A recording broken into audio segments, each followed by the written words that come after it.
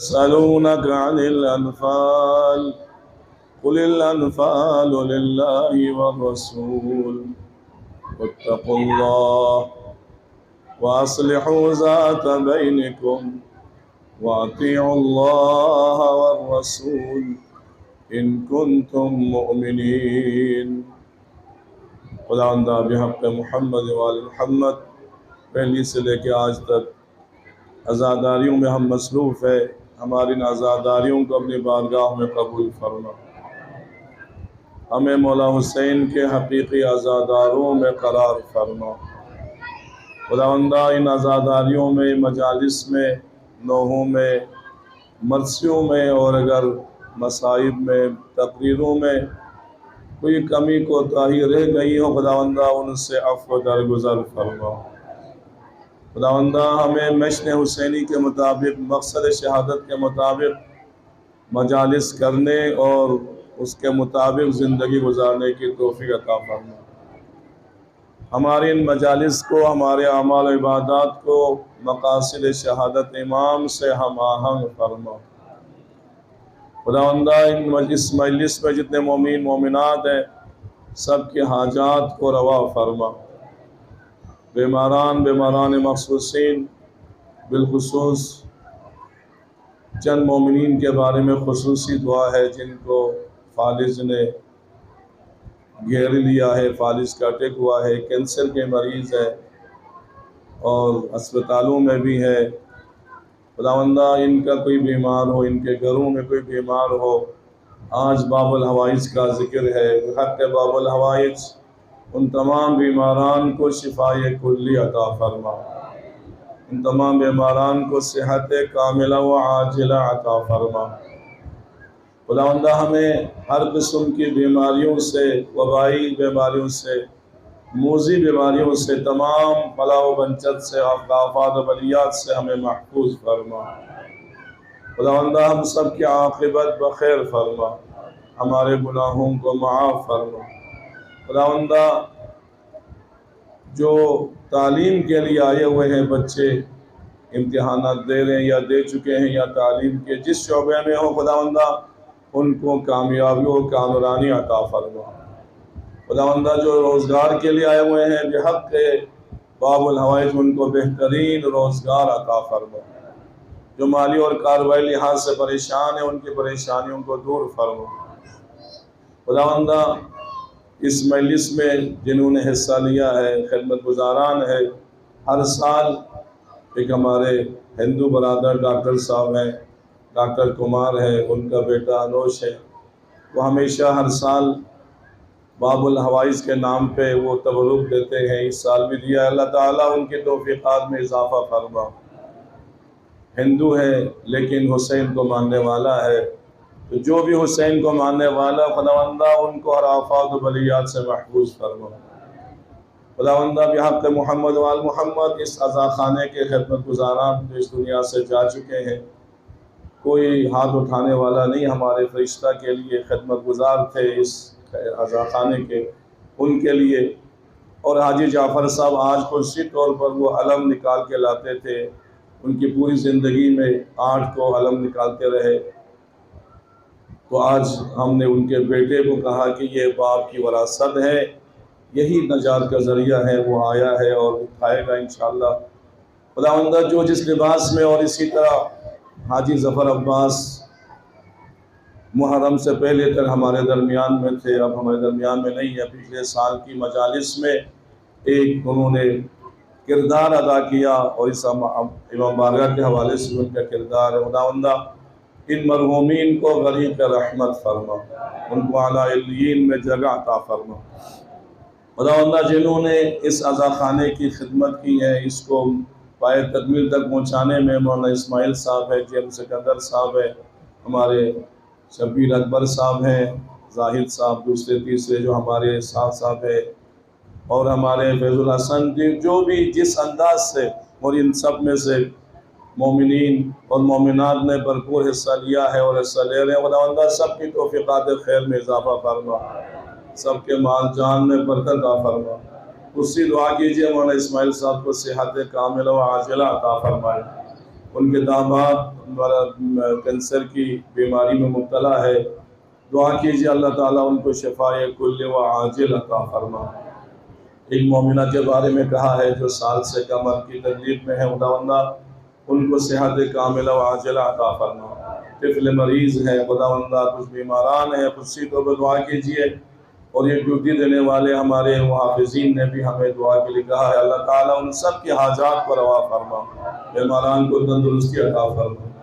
آج جو بانیان مجلس ہے، انجینئر زاہد صاحب ہے، انجینئر شفیع صاحب ہے، محمد علی صاحب، خداوندہ ان کی توفیقات خیر میں اضافہ فرما، ان کے تبرکات کو اپنی بارگاہ میں قبول فرما، ان کے گھروں میں صحت و سلامتی عطا فرما، ان کو ان کے بچوں کو اور آفات و بلیات سے محفوظ فرما، ان کے مرحومین کو غریب رحمت فرما۔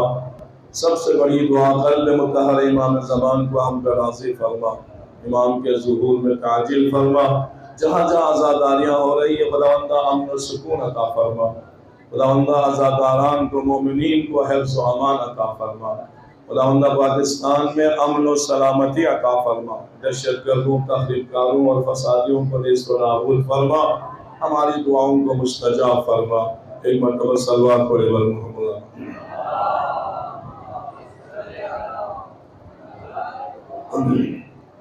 پہلی محرم سے یہی چند آیات آپ کی خدمت میں پیش کر رہا تھا اور اس کی تشریح اور تفسیر بیان کرنے کی کوشش کر رہا تھا۔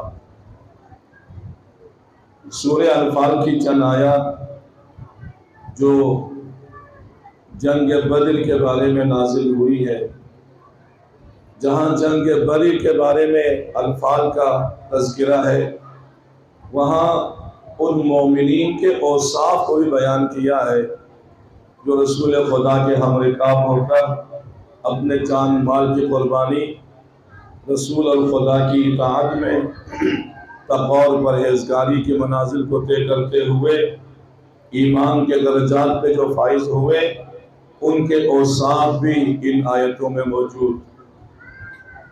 5 اوصاف ہم نے بیان کیے، 3 کا تعلق معنویات سے ہے، معنوی اور روحانی سے، روحانیت سے ہے۔ اس میں سے کہ انسان احساس مسئولیت اور اس کے بعد خدا کی اطاعت اور رسول کی اطاعت، تقوی اور پرہیزگاری اور خدا پہ توکل، اور اس کے بعد اصلاح بین ذات، آپس میں اختلافات کو دور کرنا، یہ تمام اوصاف ان مومنین کے بیان ہوئے ہیں جو جنگ بدر میں تھے۔ لیکن اگرچہ مصداق وہ ہے، لیکن اس کا مفہوم، اس کا حکم قیامت تک کے لیے ہے۔ اس کے بعد 2 اور صفات بیان ہوئی جن کا تعلق ایک خدا سے اور ایک بندوں سے۔ خدا سے تعلق کیا تھا کہ نماز کے ذریعے سے خدا سے رابطہ رکھیں، اور بندوں سے متعلق کیا تھا کہ زکوٰۃ، خرچہ و صدقہ و خیرات، ان کے حقوق کو ادا کرنا، یہ سب سے اہم۔ تو یہ وہ صفات تھی جو مختصراً آپ کی خدمت میں عرض کیا، 5 صفات میں نے بیان کی ہیں۔ اب آج میں کوشش کروں گا کہ مختصر وقت میں 2 صفات آپ کی خدمت میں عرض کروں۔ یہ صفات اس لیے ہے کہ جب تک ہم ان صفات کو نہیں اپنائیں گے، ہم مومنین کی صف میں شامل نہیں ہوں گے۔ دعویٰ سے کوئی مومن نہیں بنتا، دعویٰ سے کوئی متقی نہیں بنتا، جب تک ان صفات کو، خصوصیات کو اپنے اندر پیدا نہ کرے۔ وہ خصوصیات قرآن نے جگہ جگہ بیان کیا ہے، احادیث میں بھی بے حساب صفات اور خصوصیات بیان کی ہے۔ جہاں قرآن و احادیث میں خصوصیات بیان ہوئی ہے، وہاں اہل بیت نے اپنے کردار سے ان صفات کو نمونہ بنا کے دکھایا ہے، نمونہ بنا کے دکھایا ہے کہ اس طرح ان صفات کو اپنانا ہے، اس طرح ان کمالات کو اپنے اندر پیدا کرنا ہے۔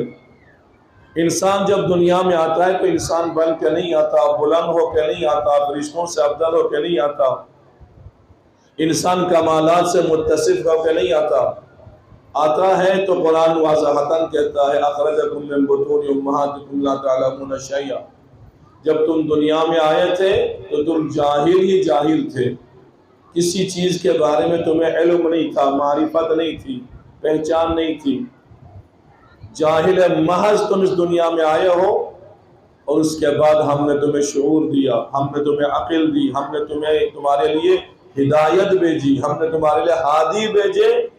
یہ تمام اسباب تمہارے رشد اور تکامل کا سبب بن گئے، اور ایک وقت آتا ہے کہ تم تکامل اور صفات اور کمالات کو اپنا کر ایک وقت جب تم اپنے آپ کو دیکھیں، یا ملائکہ کی نظر میں دیکھیں، یا خدا اور رسول کی نظر میں دیکھیں، تمہارا مقام اتنا بلند ہو جاتا ہے کہ تم فرشتوں سے بھی افضل ہو جاتے ہو، فرشتوں سے بلند ہو جاتے، اشرف المخلوقات کی منزل پہ تم آتے ہو۔ یہ پیدا ہوتے ہی نہیں، تدریجاً دین پہ دین حاصل کریں، علم حاصل کریں، اس میں عمل کریں۔ کل میں نے عرض کیا کہ علم وحشی جانور کی طرح ہے، آتا ہے چلا جاتا ہے۔ علم کو دو طریقوں سے مقید کر لو، اپنی قید میں رکھو، اپنا غلام بناؤ۔ ایک تحریر کے ذریعے سے لکھو جو تمہیں ملتا ہے، اور ایک عمل کے ذریعے سے اس کو مقید کرو۔ جب انسان تحریر کے ذریعے سے، حفظ کے ذریعے سے، عمل کے ذریعے سے علم پہ عمل کرتا ہے تو مولا علی کے نظر میں وہ علماء ربانی کے سب پہ شامل ہو جاتا ہے۔ علماء ربانی جن کا علم خدا کی طرف ہے اور ان کو خدا کی طرف لے کے جاتا ہے، وہ سب سے بلند مقام ہے۔ تو آج دو صفات مختصر عرض کروں۔ مومن کے بہت سے اوصاف ہیں، لیکن ان میں سے مومن کے بارے میں ارشاد ہوا الذین، وہ مومنین جن کے بارے میں صفات بیان ہوتے ہیں، وہ صفات یہ ہے کہ یمشون فی الارض ہونا، وہ زمین پر آرام سے چلتے ہیں، زمین پر باوقار ہو کے چلتے ہیں، زمین پر مطمئن چلتے ہیں، وہ بے قرار اور پریشان و مضطرب ہو کے نہیں چلتے۔ یہ ایک صفت ہے، یعنی یہ صفت کیا ہے؟ کہ مومن میں تکبر نہیں ہے، مومن میں غرور نہیں ہے۔ اور دوسری صفت یہ کیا ہے؟ وَإِذَا خَاطَبَهُمُ الْجَاهِلُونَ قَالُوا سَلَامًا۔ مومن کی صفت یہ ہے کہ جب جاہل ان کی توہین کر لے، جاہل ان سے بےہودہ باتیں کر لے، بےہودہ حرکت کر لے، تو وہ جاہل کو جواب نہیں دیتے، جاہل سے انتقام نہیں لیتے، بلکہ وہ سلام کر کے گزر جاتے ہیں۔ یعنی یہ حلم ہے، یہ اخلاق ہے کہ حلم کے ذریعے سے جاہلوں سے آگے گزر جاتا ہے مومن، اور اطمینان اور تواضع انکساری کے ذریعے سے زمین سے گزر جاتا ہے۔ اگر انسان متکبرانہ زمین پہ چلتا ہے نا، تکبر کے ذریعے سے، تو زمین خود اس کو برداشت نہیں کرتی۔ زمین کہتی ہے کہ تم نے کبھی سوچا ہے کہ تمہاری آخری منزل کہاں ہے، تم نے کہاں جانا ہے، کہ تم لاکھ تکبر و غرور کر لو لیکن ایک دن تم نے میرے اندر آنا ہے، تمہاری آخری آمدہ یہاں پر ہے۔ اس کے بارے میں قرآن کہتا ہے کہ تم کیا تکبر کرو گے، کیا غرور کرو گے، نہ تم زمین کو پھاڑ سکتے ہو، نہ تم پہاڑوں کی بلندیوں کو سر کر سکتے ہو، نہ تم پہاڑ سے بلند ہو سکتے ہو، اور نہ تم زمین کو پھاڑ سکتے ہو۔ یہ طاقت تمہارے پاس نہیں ہے۔ جب یہ نہیں ہے تو پھر تکبر کیوں کرتے ہو؟ تکبر خدا کو سب سے زیادہ پسند ہے۔ رسول خدا جس سے نفرت کرتے سے متکبر سے نفرت کرتے تھے۔ تکبر کا مطلب کیا ہے؟ تکبر کبھی مال کی وجہ سے، کبھی حکم کی وجہ سے، کبھی حسن و جمال کی وجہ سے کہتا ہے کہ یہ میرے سامنے۔ تکبر کو ختم کرنے کے لیے، تواضع انکساری کو اپنانے کے لیے ایک نسخہ دیا ہے امام جعفر صادق علیہ السلام۔ یہ نسخہ ہمارے لیے بہت اہم ہے جوانوں، اس نسخے کو یاد رکھو، لکھو، اپنے پاس رکھو، بار بار اس نسخے کو آزماؤ، اس نسخے کو اپنے سامنے رکھو۔ آپ فرماتے ہیں اگر تم چاہتے ہو تکبر سے اپنے آپ کو پاک کر لے، غرور سے پاک کر لے، جو خدا کو بھی پسند نہیں، خدا کے رسول کو بھی پسند نہیں، اور یہاں تک روایت موجود ہے جس کے دل میں رتی برابر بھی تکبر ہو وہ جنت میں داخل نہیں ہو سکتا۔ جنت متکبرین کے لیے نہیں ہے، جنت متواضعین کے لیے ہے، تواضع والوں کے لیے ہے، منکسر المزاج لوگوں کے لیے ہے، جنت متکبرین کے لیے نہیں ہے۔ تکبر کا کہ تکبر کی جو شان ہے وہ صرف کبریائی خدا کے لیے سجدہ ہے۔ خدا جو کبریا کی منزل پر ہے، کبریائی اسی کی شان ہے اور کسی کی شان نہیں ہے۔ اہل بیت سب کچھ خدا نے مقام دیا ہے، علم دیا ہے، نبوت دیا ہے، عصمت دی ہے، امامت دی ہے، اور اس کے بعد طہارت کی منزل پہنچایا ہے، علم غیب عطا فرمایا ہے، سب کچھ عطا کیا ہے۔ لیکن ہم اہل بیت اور انبیاء کی زندگی کو مطالعہ کریں تو سب سے زیادہ متواضع، منکسر المزاج اور حلیم الطبع ہمیں انبیاء اور اہل بیت نظر آتے ہیں۔ اگر وہ ظاہر کرے کہ ہم یہ سب کچھ ہے تو ان کو چاہیے تھا جن کی محبت میں خدا نے یہ کائنات کو خلق کیا ہے، جن کی محبت کو خدا نے اپنی محبت قرار دیا ہے، جن کی مودت کو خدا نے رسالت کا اجر قرار دیا ہے، جن کی محبت کے بغیر کوئی جنت میں نہیں جا سکتا۔ کہا کہ تمام مسلمانوں کی متفقہ علیہ روایت موجود ہے کہ پورے صراط سے وہی گزر سکتا ہے جس کے پاس علی کا اجازت نامہ موجود ہو۔ تو جو جنت و دوزخ کو تقسیم کرنے والا ہے ان کو کتنا اپنی بڑائی بیان کرنی چاہیے؟ نہیں، وہاں تواضع ہے، وہاں انکساری ہے۔ یہ سب سے اہم چیز ہے تکبر۔ ابو جہل نے بہت تکبر کیا، رسول خدا کو ابو جہل پہ سب سے زیادہ جو نفرت تھی وہ تکبر کی وجہ سے تھی کہ وہ زیادہ متکبر تھا۔ وہ بات بات پہ رسول خدا کی توہین کرتا تھا، بات بات پہ مذاق اڑاتا تھا، بات بات پہ اسلام کو مسخرہ بناتا تھا۔ لیکن اسی جنگ کے بدر میں جہاں ابو سفیان آتا ہے، جہاں ابو جہل آتا ہے، وہاں پہ ابو لہب بھی آ جاتا۔ ابو لہب کی بات کرو، ابو لہب آتا ہے، اور ابو لہب کے بارے میں رسول اللہ نے جب اظہار نفرت کیا تو قرآن نے ایک سورہ نازل کیا، تبت یدا ابی لہب، خدا ابی لہب کے ہاتھوں کو کاٹ دے، اور جو اس کی بیوی اس کی مدد کر رہی ہے ان دونوں کے بارے میں قرآن نے اظہار برات کی ہے، نفرت کی ہے، لعنت بھیجی ہے، متکبر تھے۔ جنگ بدر میں ابن مسعود ایک صحابی رسول ہے، بہت عظیم صحابی ہے، ان سے بہت سی روایتیں ہمیں ملتی ہیں اور اہل سنت بھی اس سے بہت ہی روایتیں لیتے ہیں۔ سب سے زیادہ ابن مسعود کی روایت موجود ہے، جہاں ابن عباس کی وہاں ابن مسعود کی بھی ہے۔ ابن مسعود کے بارے میں ہے کہ قد ان کا بہت چھوٹا تھا، شکل و صورت کے لحاظ سے بھی اتنا حسین و جمیل نہیں تھا، قد چھوٹا ہونے کی وجہ سے وہ لڑ نہیں سکتا تھا، چونکہ لڑنے کے لیے قد آور چاہیے، تلوار چلانے میں پھرتی چاہیے، لیکن قد جس کا چھوٹا ہو اس کے لیے بہت مشکل ہو جاتا ہے، مجمع میں جانا، ہجوم میں جانا، لشکر پہ حملہ کرنا، وہ خود غائب ہو جاتا ہے۔ لیکن اس کے دل میں یہ تمنا تھی کہ میں جہاد کروں، کسی کافر کو قتل کروں، جہاد کی سعادت میں شریک ہو جاؤں۔ ہر جنگ میں شریک ہوتا ہے۔ جنگ بدر میں رسول اللہ کے پاس آیا، رسول اللہ میرا دل بڑا کرتا ہے کہ میں بھی آگے جا کے شہادت کی منزل پہ پہنچ جاؤں، یا میں غازی بن جاؤں اور اسلام کی فتح و نصرت کے لیے اپنی تلوار چلاؤں، لیکن میرا قد مجھے اجازت نہیں دیتا، میرا جسم چھوٹا ہے، قد کم ہے، میں کیا کروں؟ آپ میں کہ یہ تلوار لو اور جاؤ دو لوگوں کے درمیان، جہاں جنگ ہو رہی درمیان میں جاؤ، جا کے جہاں ابو لہب کو دیکھیں اس کو تم قتل کرو۔ کسی اور کے بارے میں نہیں کہا کہ جا کے ابو لہب کو قتل کرو، بس یہی تمہارا سب سے بڑا جہاد ہے، یہی تیری تمنا پوری ہو جائے گی۔ ابن مسعود تلوار لے کے لوگوں کے درمیان سے ہوتا ہوا، کسی کو نظر بھی نہیں آ رہا، چھوٹا قد ہے، ہوتے ہوتے جب وہ پہنچے ایک جگہ پر تو دیکھا کہ ابو لہب زخمی پڑا ہوا ہے۔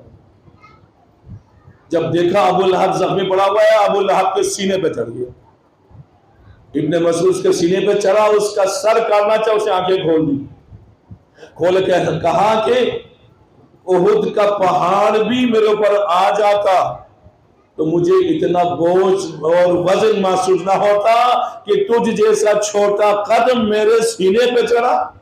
تکبر، یہ غرور ہے۔ کہا کہ ہاں آج اسلام نے ہمیں عزت عطا کیا ہے، تیری عزت خاک میں مل گئی ہے۔ اسلام عزت، العزت للہ ولرسول المؤمنین، دنیاوی عزت آنے جانے والی چیز ہے، لیکن جو عزت خدا عطا کرتا ہے وہی عزت دنیا میں بھی کام آ جاتی ہے، آخر میں بھی کام آ جاتی ہے۔ خدا عزت دیتا ہے، نہ خدا قد کو دیکھتا ہے، نہ جسم کو دیکھتا ہے، نہ حسن و جمال کو دیکھتا ہے، نہ مرد عورت کو دیکھتا ہے، نہ بوڑھا جوان کو دیکھتا ہے۔ خدا تو ایمان کو دیکھ کے عزت عطا کرتا ہے۔ جس کا ایمان اب افضل ہو، جس میں تقویٰ ہو، جس میں پرہیزگاری ہو، اس کو خدا عزت دیتے ہیں۔ ابن مسعود جسم و جسمانیت کے لحاظ سے کسی کام کا نہیں ہے، لیکن خدا نے عزت دی، اور رسول نے بھی اس کی عزت میں اضافے کے لیے کہا کہ ابو لہب کو قتل کرو۔ ابو لہب تو کچھ نہیں کر سکتا، اب میں اسلام کا نام لے کے تیری اوپر ضربت ماروں گا، تیرے سر کاٹ لوں گا۔ اور اس وقت جب جناب ابن مسعود اس کا سر کاٹ رہا تھا، وہ بتوں کو وسیلہ دے رہا تھا، بتوں کا نام لے کے قسم کھا رہا تھا کہ اس بتوں کی قسم، ان تمام بتوں کی جس کی جو پوجا کرتے تھے قسم، میں تمہیں نہیں بخشوں گا۔ بتوں کی قسم کھا رہے، بتوں کا واسطہ دے۔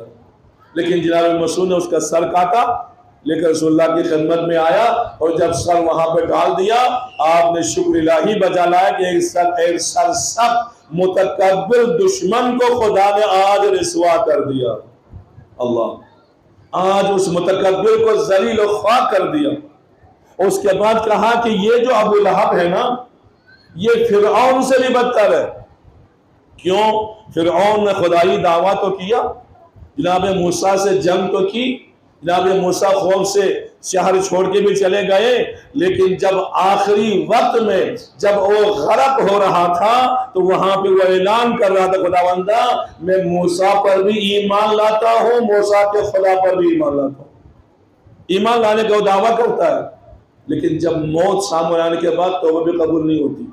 توبہ موت سے پہلے ہے، بلکہ توبہ مرض الموت سے پہلے ہے۔ توبہ کریں، کبھی تو کہا کہ توبہ کردن شیوائے پیغمبری، جوانوں کے بارے میں کہا کہ عالم جوانی میں توبہ کرو، بڑھاپے کے جب موت سامنے آئے توبہ کرے، اس توبہ کا کیا فائدہ؟ جوانی میں انسان توبہ کر لے، جوانی میں انسان گناہوں سے بچے، جوانی میں انسان خدا کی اطاعت کرے، جوانی میں ایمان کے درجات کو بلند کرے، تو وہ بڑھاپے میں وہی ایمان کام آتا ہے، وہی تقویٰ کام آتا ہے۔ جس کی جوانی خدا کی اطاعت میں ہو، بڑھاپا بھی خدا کی اطاعت میں گزرے گا۔ لیکن جس کی جوانی خدا کی معصیت میں ہو، نافرمانی میں ہو، وہ لاکھ کوشش کرے، اس کا بڑھاپا خدا کی اطاعت میں نہیں گزر سکتا۔ اپنی عادت سے مجبور کہیں ادھر ہاتھ مارے گا، کہیں ادھر دیکھے گا، کبھی ادھر بڑھے گا، وہ گناہ معصیت مبتلا ہو کے اس دنیا چلا جائے گا۔ تو کہا کہ اس سے بہتر ہے فرعون، کہ اس وقت اس نے کہا اپنے لات و منات، اپنے رب ہونے کا دعویٰ نہیں کیا، خدا کو مانا، خدا کو پہ ایمان لانے کا دعویٰ کرتا ہے، لیکن یہ خبیث، یہ متکبر، یہ مغرور ابو لہب موت کے وقت بھی بتوں کو یاد کر رہا تھا، بتوں کی قسم کھا رہا تھا، بتوں کو اپنے لیے سب کچھ سمجھ رہا تھا۔ تو پس یہ بدتر ہے، فرعون اس سے بہتر ہے۔ اس قدر نفرت تھی رسول خدا کو اس سے، کیوں؟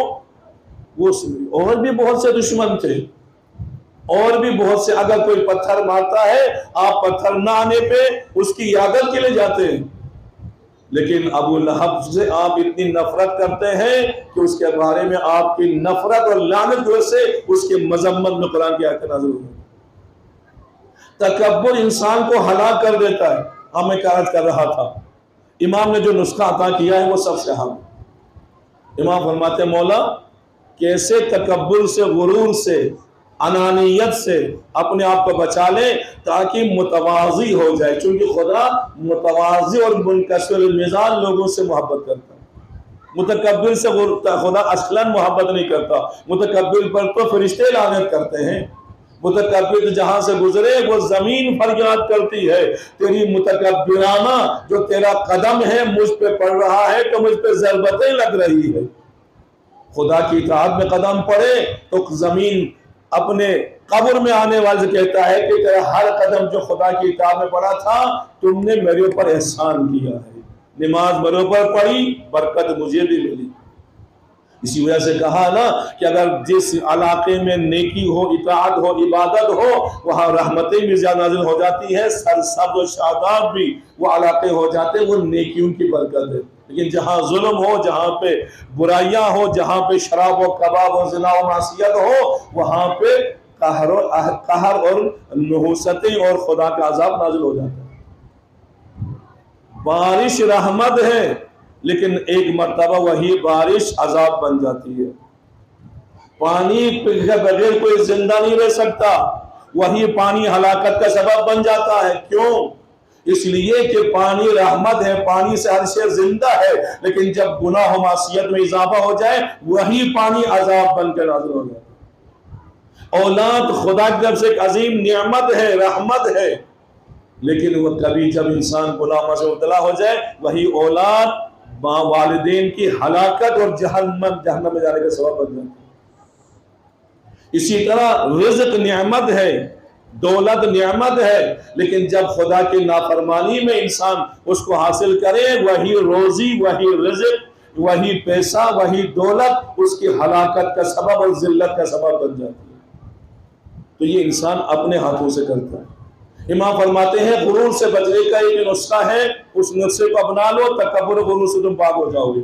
وہ نسخہ کیا ہے؟ پہلا نسخہ یہ ہے، جن سے تمہارا تعلق ہے، چھوٹا ہو کہ بڑا یا ہم عمر، مرد ہو کہ عورت، جس سے بھی تمہارا واسطہ پڑتا ہے، جس سے بھی تمہاری ملاقات ہو جاتی ہے، کبھی تمہاری ملاقات اپنے سے بڑے سے ہوتی ہے، کبھی چھوٹے سے ہوتی ہے، کبھی ہم عمر سے ملاقات ہوتی ہے، تو جو بڑا ہو اس کو بھی اپنے سے بہتر سمجھو۔ میں کمتر ہوں، یہ مجھ سے بہتر ہے، میں مفضول ہوں، یہ مجھ سے افضل ہے، میں ٹھیک نہیں، یہ ٹھیک ہے، میں شاید ناقص ہوں، یہ کامل ہے۔ کیوں؟ اس لیے کہ جب وہ بڑا ہے، یقین کر لو اس بات کا، وہ بڑا ہے، عمر میں زیادہ ہے، تو یقیناً اس کی نیکیاں بھی تم سے زیادہ ہے۔ دلیل امام دے رہے، عمر زیادہ ہے تو پس مثبت پہلو کو سامنے رکھو، تم خود مثبت بنو گے۔ اگر منفی پہلو کو سامنے رکھو گے، تم پھر منفی پہلو میں چلے جاؤ گے کہ وہ تم سے افضل ہے، بہتر ہے، نیک ہے، اچھا ہے، عمر زیادہ تو یقیناً نیکیاں زیادہ۔ یہ نسخہ اسی کے ساتھ چھوٹے سے ملاقات ہو جائے، رسول اللہ چھوٹا بھی ہو بڑا بھی ہو، کوئی آپ سے پہل نہیں کر سکتا تھا سلام کرنے میں۔ اسے میں نے کل عرض کیا کیوں کرتے تھے چھوٹے کو سلام، جبکہ چھوٹے کو چاہیے بڑے کو سلام کرے، لیکن وہ نسخہ وہ معیار امام نے فرمایا کہ اپنے چھوٹے سے کو بھی اپنے سے بہتر سمجھو۔ کیوں؟ اس کی عمر کم ہے تو یقیناً اس کے گناہ بھی کم ہے۔ تمہاری عمر زیادہ ہے، گناہ زیادہ ہے، اس کی عمر کم ہے، گناہ کم ہے۔ جس کے گناہ کم ہو وہ بہتر ہے، تو تم سے وہ بہتر ہے۔ اپنے سے بہتر سمجھو، تکبر خواب میں مل جائے گا۔ ہم عمر کو بھی اپنے سے بہتر سمجھو۔ کیوں؟ اس لیے کہ ہم عمر کے بارے میں مثبت پہلو یہ رکھو، مثبت سوچ یہ رکھو کہ عمر تو برابر ہے، لیکن مجھے معلوم نہیں اس نے مجھ سے کتنی نیکیاں زیادہ انجام دی ہوگی، یقیناً اس کی نیکیاں زیادہ ہے، میری کم ہے، تو بس مجھ سے یہ بہتر ہے۔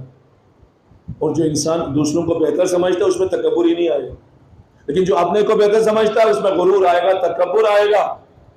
اگر ایسا رسول اللہ کے پاس آ جائے، کتنی نفرت رسول اللہ کو تکبر سے۔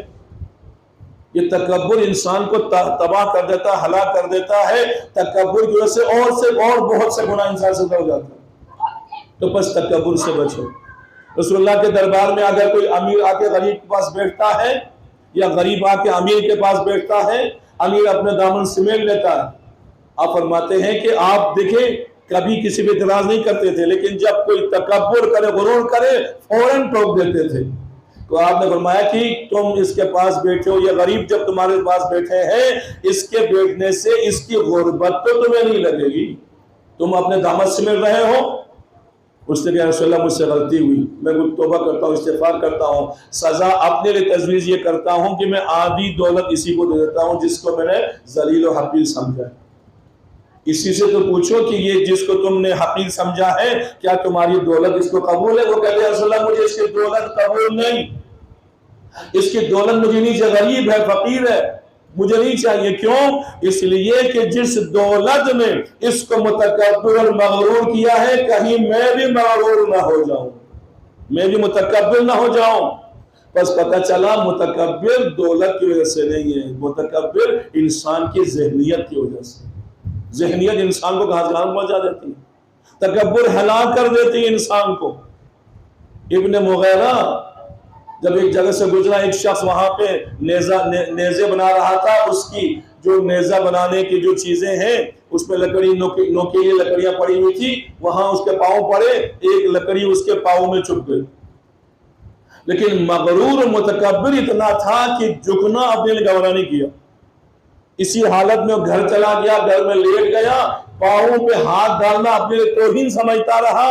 اتنا خون بہ جاتا ہے, اس کی بیٹی تک جب خون آ جاتا ہے, بیٹی کہتی ہے کنیز سے کہ تم نے پانی کا جو مشکیزہ کا منہ کیوں تم نے نہیں باندھا کہ پانی یہاں تک پہنچا ہے. تو باپ کہتا ہے یہ پانی نہیں, یہ میرے پاؤں کا خون ہے. پھر بیٹی جا کے وہاں سے وہ لکڑی نکال لیتی ہے, لیکن اس کی تکبر جو سے اتنا خون بہ جاتا ہے وہیں پہ وہ ہلاک ہو جاتا ہے. تکبر, بس تکبر نہ ہونا, متواضع ہونا, یہ مومن کی صفت ہے.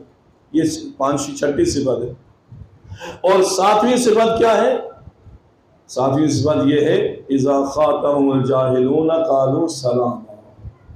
جاہل اگر تک ان کے ساتھ مذاق کر لے, جاہل ان کی توہین کر لے, جاہل ان کے ساتھ بے ادبی سے پیش آئے تو وہ کبھی بے ادبی سے پیش نہیں آتے, جواب نہیں دیتے, انتقام نہیں لیتے, بلکہ سلام کر کے گزر جاتے. یعنی حلم و تواضع سے پیش آ جاتے. حلم و تواضع یہ صفت انبیاء ہے. حلم و تواضع صفت خدا ہے. حلیم ایک نام ہے خدا کا کہ وہ حلیم ہے. کتنا حلیم ہے, کتنا بردبار ہے. اسی کی بنائی ہوئی مخلوق, اسی کی نعمتیں کھانے والی مخلوق, اسی کی طرف سے زندگی لینے والی مخلوق, اسی کی طرف سے سب نعمتیں لینے کے باوجود وہی بندہ اسی خدا کی نافرمانی کرتا ہے. خدا حلم و بردباری سے کام لیتا ہے. اللہ خدا کہتا ہے کہ تو سرکش بنو لیکن میری رحمت تم پر بھی نازل ہوگی. خدا کی رحمت بارش کی طرح ہے, پہاڑوں پر بھی نازل ہوتی ہے, دریا پر بھی نازل ہوتی ہے, سرسبز شاداب اور زرخیز زمین پر بھی نازل ہوتی ہے. لیکن پہاڑ پہ نازل ہو جائے اس پہ کوئی اثر نہیں ہوتا, دریا پہ نازل ہو جائے اس پہ اثر نہیں ہوتا, زرخیز زمین پہ بارش آ جائے تو وہاں سے سبزہ اگاتا ہے. تو خدا کی رحمت ہر ایک کے لیے ہے, لیکن متکبر پر ایسے جیسے پہاڑ پہ بارش پڑ رہی ہو, مغرور پر ایسے جیسے پتھریلی زمین پہ بارش پڑ رہی ہو.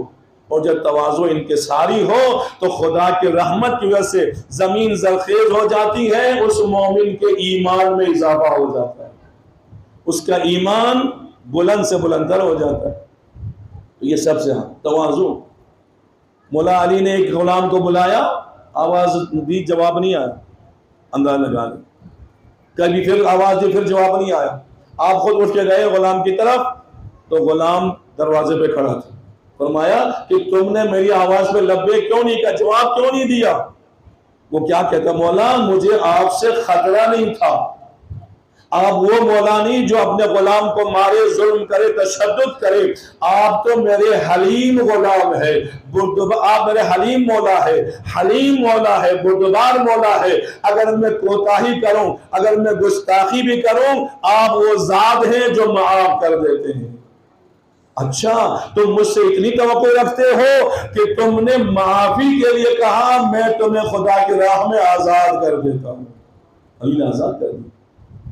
یہ کیا, یہ حلم ہے. اور حلم سب سے اہم کہ حلم کے بارے میں کیا ہے, الذین ينفقون فی السراء والضراء والکاظمین الغیظ والعافین عن الناس واللہ یحب المحسنین. مومن جو حلیم متبع متواضع اور بردبار جو ہوتا ہے نا, اس کا میں قرآن کہتا ہے وہ سختی میں بھی خدا کی راہ میں خرچ کرتے ہیں, آسائش میں بھی خدا کی راہ میں خرچ کرتے ہیں. اور جب ان کو غصہ آ جاتا ہے غصے پہ عمل نہیں کرتے بلکہ وہ غصہ پی جاتے ہیں. جن پہ غصہ آ جاتا ہے ان کو معاف کر دیتے ہیں, اور اس میں معاف نہیں کرتے, برائی کرنے والوں سے وہ اچھائی کرتے ہیں. احسان کرتے ان پر، اور جب وہ احسان کرے تو وہ خدا محسنین سے محبت کرتا ہے، خدا احسان کرنے والوں سے محبت کرتا ہے۔ یہ ہے امام زین العابدین علیہ السلام۔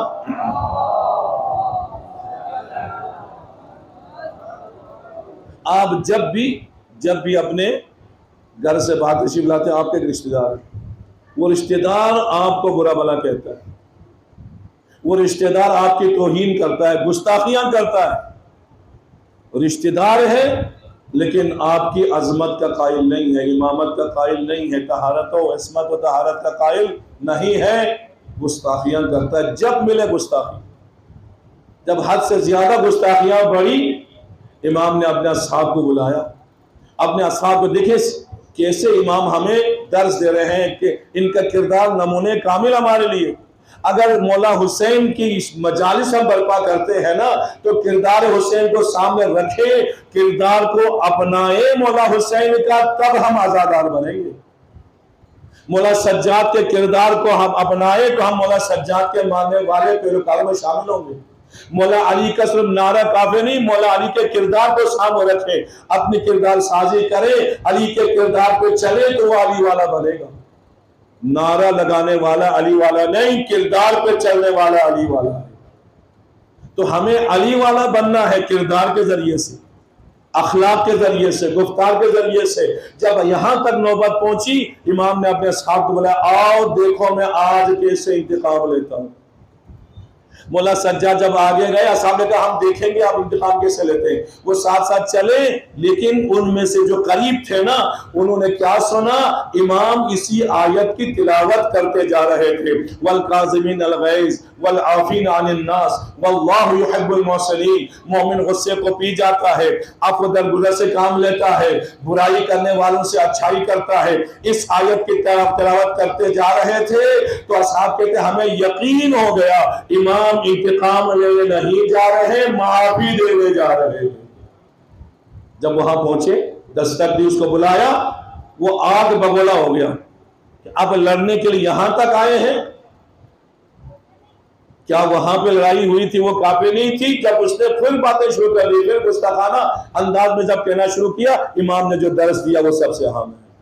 مومن کی صفت امام نے اپنے کردار سے بتایا، وہ صفت کیا ہے؟ امام فرماتے ہیں کہ تم نے میرے بارے میں جو برا بھلا کہا ہے، جو گستاخیاں کی ہے، جو تم نے باتیں کی ہے، میں اس لیے تمہارے پاس آیا ہوں۔ اگر وہ باتیں جو تم نے کی ہے نا میرے اندر موجود ہو تو خدا مجھے معاف کر دے، اگر میرے اندر موجود نہ ہو تو خدا تجھے معاف کر دے۔ اللہ، یہ ہے امام کا کردار، یہ ہے مومن کا حلم و بردبار ہونا۔ تو مومن جب تک حلیم نہ ہو، بردبار نہ ہو، وہ اس منزل پہ نہیں پہنچ سکتا جس منزل پہ خدا چاہتا ہے۔ جو قرآن اس کے اوصاف کو بیان کرتا ہے تو اس میں قرآنی صفات ہونی چاہیے، وہ قرآنی صفات حلم و بردباری ہے۔ اگر انسان کے اندر حلم ہو، بردبار ہونا، انسان گھر میں کبھی جھگڑا نہیں ہوگا، کسی سے اختلاف نہیں ہوگا، کسی سے دشمنی نہیں ہوگی، کوئی دشمنی میں اضافہ نہیں ہوگا۔ جو انسان حلیم متبع ہے نا، جو انسان بردبار ہے، اس کے دشمن کم ہو جاتے ہیں، دوستوں میں اضافہ ہو جاتا ہے۔ اور رسول خدا کے بارے میں ہے کہ آپ نے جو اسلام پھیلایا ہے، کہاں سے؟ کوہ فاران کی چوٹی سے لے کر دنیا کے کونے کونے تک اسلام کی شمع روشن ہو جاتی ہے، اسلام کا چراغ روشن ہو جاتا ہے۔ اس میں سب سے اہم جہاں علی کی تلوار ہے، جہاں جناب خدیجہ کی دولت ہے، وہاں سب سے زیادہ حلم رسول ہے۔ رسول اپنا حلم اور اپنی بردباری دکھاتے جاتے ہیں، لوگ کلمہ پڑھ کے مسلمان ہوتے جاتے ہیں۔ تاریخ ہمارے سامنے۔ اور اسی طرح معصومین کے بارے میں ہے کہ دشمن سے کبھی دشمنی کا اظہار نہیں کیا۔ ہمارا تو معاشرہ یہ ہے کہ اگر کوئی مجھے برا بھلا کہے تو میں اس سے بڑھ کے اس کو گالی دوں، اس سے بڑھ کے اس کو بدنام کروں، اس سے بڑھ کے اس کو جواب دوں، اس سے بڑھ کے اس کو ذلیل رسوا کروں۔ یہ میرا اور آپ کا معاشرے کا جو ہے کی سوچ ہے۔ لیکن معصومین کی سوچ کیا ہے؟ معصومین کا طریقہ کار کیا ہے؟ ان کا کردار کیا ہے؟ کہ گستاخی کرنے والا جتنی مرضی گستاخی کرے، اہل بیت کی شان میں جتنی مرضی نازیبہ الفاظ استعمال کرے، لیکن لیکن جب انتقام لینے کے لیے آ جاتے ہیں تو امام کہتے ہیں کہ ہم نے تجھے معاف کر دیا، خدا بھی تجھے معاف کر دے۔ یہ سب سے اہم ہے۔ تو پر یہی مولا حسین کے بھی کردار بہت اہم، مولا حسن کا کردار بھی اب کہ مولا حسن کے بارے میں خود رسول فرمایا میرے حلم کے بارش کو دیکھنا ہے تو مولا حسن کو دیکھو کہ جو حلم خدا نے مجھے عطا کیا ہے، کل انبیاء پر حلم کی وجہ سے جو فوقیت عطا کی ہے نا، اس حلم کا کوئی وارث ہے تو میرا حسن ہے، اور حسن کا حلم اتنا بلند ہے جس کا رسول حلم کے ذریعے سے کافروں کو مسلمان بناتے ہیں، حسن حلم کے ذریعے سے منافقین کو مومن بنا دیتے ہیں۔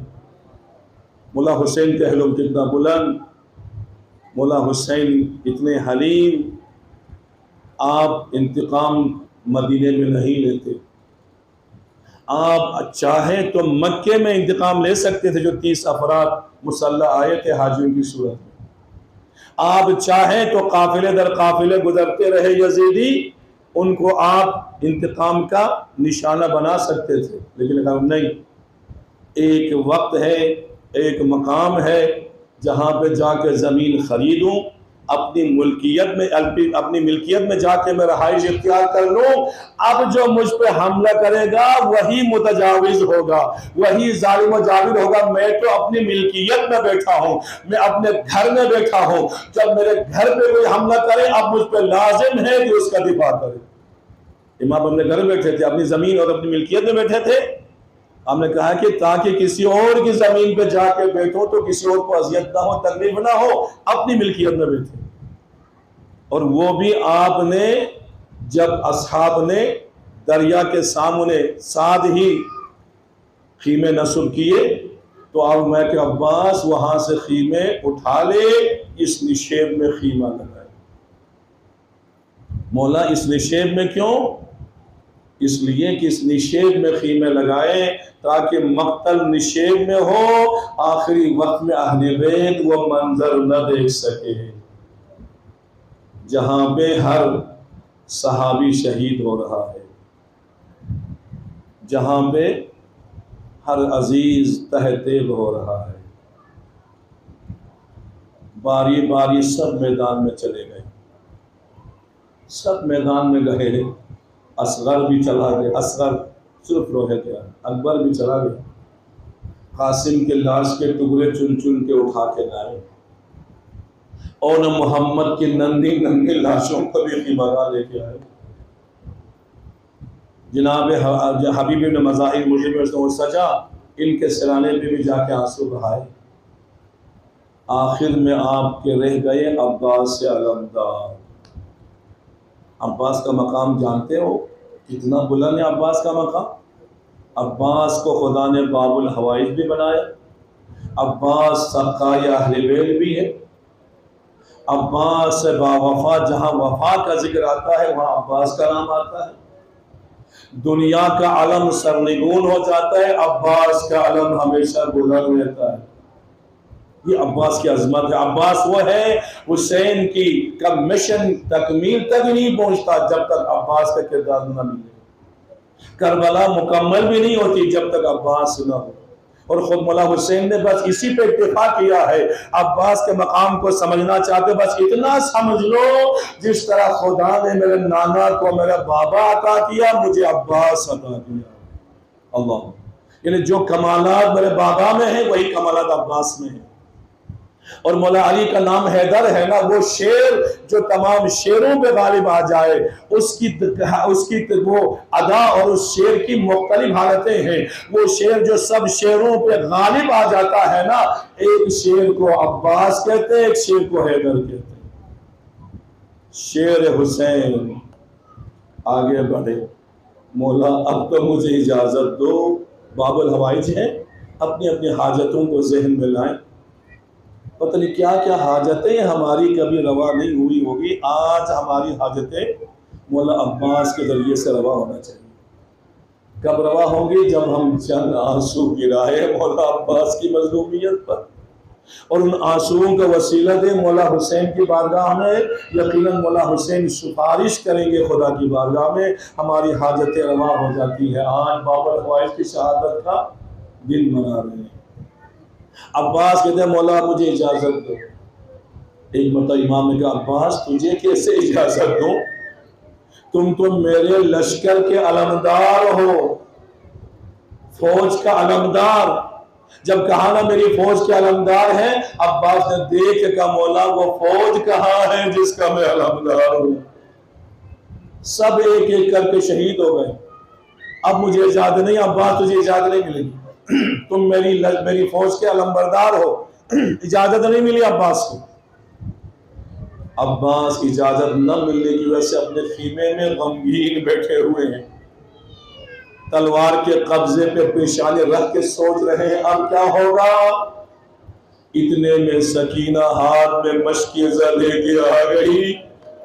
چچا عباس آپ کے ہوتے ہوئے اصغر پیاسا ہے، آپ کے ہوتے ہوئے بچے الکش کی آوازیں بلند کر رہے ہیں، چچا تھوڑا سا پانی تو لا دے۔ عباس کھڑے ہو گئے، سکینہ کے ہاتھ کو پکڑا، سکینہ اب تم نے بابا سے سفارش کرنا ہے، مجھے اجازت لے دے۔ میں نے دیوار میں پڑھا ایک ہاتھ میں سکینہ کا ہاتھ ہے، ایک ہاتھ میں تلوار، سکینہ کے ہاتھ میں چھوٹا سا مشکیزہ۔ ان کو لے کر جب آئے نا مولا حسین کے دروازے پر، مولا حسین نے دیکھا سکینہ بھی آ رہی ہے، مشکیزہ بھی ساتھ ہے۔ حسین اپنی مسند سے کھڑے ہو گئے، آگے بڑھ کے ایک جملے میں کہا عباس تم سفارش ایسی لے کے آئے ہو میں انکار نہیں کر سکتا۔ سکینہ اللہ اکبر، مولا حسین کیا کہتے ہیں جس گھر میں سکینہ نہ ہو وہ گھر میں مجھے وہ سکون نہیں ملتا، اس گھر میں حسین کو سکون ملتا ہے جس گھر میں سکینہ ہو۔ آپ نے آخر میں بھی وصیت سکینہ کے بارے میں بھی کیا تھا، کہا تھا بہن زینب میری سکینہ کا خیال رکھنا، سکینہ روئے گی تو مجھے قبر میں بھی سکون نہیں ملے گا۔ جاؤ سکینہ کے لیے پانی لاؤ۔ پانی لانے کی اجازت ملی، عباس خوشی خوشی میدان میں جانے کے تیار ہوئے۔ جب تیار ہوئے جناب زینب کو خبر ملی عباس میدان میں جا رہے ہیں۔ فضہ میرے بھائی عباس کو بلاؤ۔ عباس قریب آئے، در خیمے پہ رک کر سر جھکا کے کہا آقا زادی کیا حکم ہے؟ جب کہا آقا زادی میں حاضر ہوں، جناب زینب نے کہا عباس تم جا رہے ہو میدان میں؟ ہاں آقا زادی پانی لانے کے لیے جا رہا ہوں۔ تو کہا عباس میں صبح سے دیکھ رہی ہوں جو بھی میدان میں گیا واپس نہیں آیا، تم بھی جا رہے ہو، ہمیں کس پہ چھوڑ کے جا رہے ہو؟ پورا خیمہ گاہ میں جتنے اہل بیت ہیں نا ان سب کی نگاہ عباس پر ہے۔ اور میں تاریخ پر علماء بیان فرماتے ہیں جب تک عباس زندہ تھے دشمن کو نیند نہیں آتی تھی، اہل بیت سکون سے سو جاتے تھے، لیکن عباس جا رہے ہیں تو اہل بیت کا سکون بھی تباہ ہو رہا ہے۔ آقا زادی پانی لینے کے لیے جا رہا ہوں تو وہاں پہ زینب نے جملہ کہا، عباس سے رہا نہ گیا، وہ جملہ یہ کہا عباس آج زینب کو یقین ہو گیا ہے۔ آقا زادی کس بات کا یقین ہوا؟ عباس جب میں چھوٹی تھی اپنے باپ کی گود میں بیٹھی ہوئی تھی، اتنے میں میرے سر سے چادر ہٹ گئی، بابا میرے سر کو دیکھتے بھی تھے روتے بھی تھے۔ جب بابا کو روتے دیکھا میں بھی رونے لگی، کہا زینب تم کیوں رو رہی ہو؟ بابا آپ کیوں رو رہے ہو؟ زینب میرے رونے کا سبب اور ہے، جب میں نے اصرار کیا اس وقت میرے بابا نے کہا تھا زینب آج تم اپنے گھر میں اپنے بابا کی گود میں بیٹھی ہوئی ہو، تیرے سر سے چادر ہٹ گئی ہے، مجھے وہ وقت یاد آ رہا ہے جب کوپے کا بازار ہوگا، شام کا دربار ہوگا، میری بیٹی کے سر میں چادر نہیں ہوگی، بے مغرب وہ چادر تمہیں پھرایا جائے گا۔ جب یہ کہا میں نے اپنے دل میں کہا تھا کس کی مجال میرے بھائی عباس کے ہوتے ہوئے، عباس میری چادر کے محافظ ہے، عباس میرے پردے کا پہرہ دار ہے۔ عباس آج تم میدان میں جا رہے ہو نا، اب زینب کی چادر نہیں بچے گی۔ زینب کا پردہ نہیں بچے گا۔ عباس سلام کر کے گئے میدان، 3000 لشکر کو فرنار کیا، ان کو شکست دی، آگے پیچھے دھکیل دیا۔ عباس نے اکیلے نہر فرات پہ قبضہ جمایا۔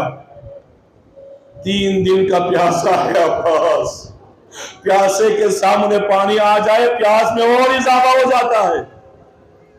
عباس پانی کے اندر اپنے گھوڑے کو ڈال دیتے ہیں، اور پیاس کی وجہ سے عباس نے پانی چلو میں لیا، جب منہ کے قریب آ کے پینا چاہتے تھے، ایک دم اسی پانی میں سکینہ کا چہرہ نظر آیا۔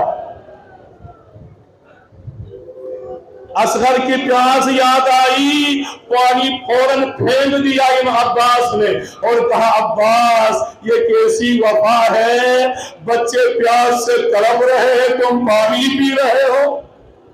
پانی نہیں پیا، اور میں روایت میں پڑھا کہ گھوڑے سے بھی امام عباس نے کہا گھوڑا تم بھی تو 3 دن کا پیاسا ہے نا، پانی پی لو۔ گھوڑا پانی کے اندر ہے، لیکن تاریخ کہتی ہے، علماء فرماتے ہیں کہ گھوڑا کبھی عباس کو دیکھتے ہیں، کبھی خیمہ گاہ کی طرف دیکھتا ہے، یعنی اشاروں میں گھوڑا یہ بتا رہا ہے مولا میں کیسے پانی پیوں، خیمہ گاہ میں بچے لتش کر رہے ہیں۔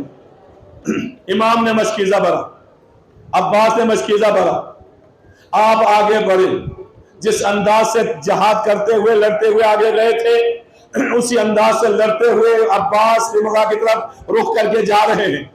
جب یہ حالت دیکھی، ایک مرتبہ صاحب نے اعلان کیا کہ چاروں طرف سے عباس پہ حملہ کر دو، خبردار خیمہ گاہ تک پانی نہ پہنچے، 3 دن کے پیاسوں پر ہم غالب نہیں آ سکتے ہیں، تو یہ پانی پی لے تو ہم کبھی کامیاب نہیں ہوں گے، ہم فتحیاب نہیں ہوں گے۔ پانی خیمہ گاہ نہ پہنچنے پائے، چاروں طرف سے عباس پہ حملہ ہوا، کوئی تلوار سے حملہ کر رہا ہے، کوئی تیر چھوڑ رہا ہے، کوئی نیزے سے حملہ کر رہا ہے۔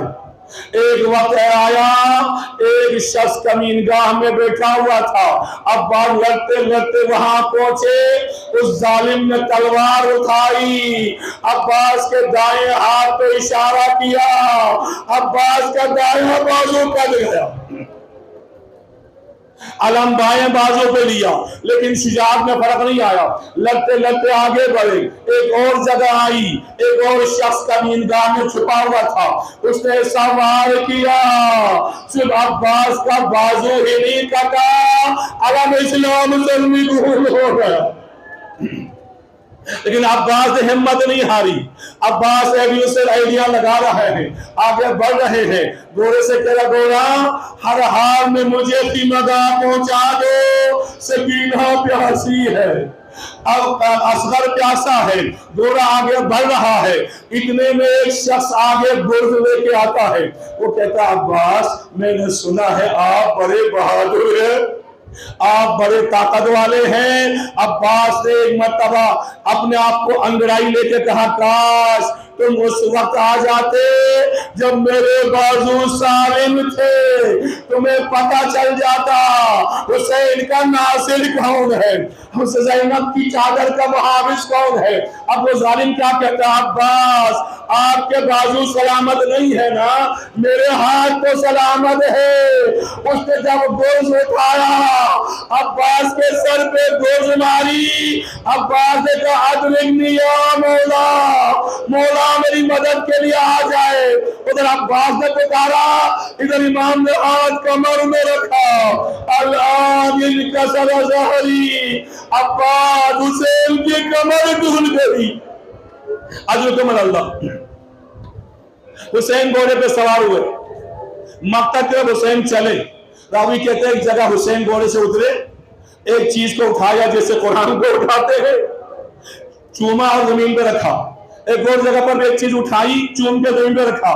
میں نے جا کے غور سے دیکھا تو جن چیزوں کو حسین نے اٹھے پہ چمایا تھا وہ عباس کے کٹے ہوئے بازو تھے، تو حسین نے چوم کے زمین پہ رکھ دیا۔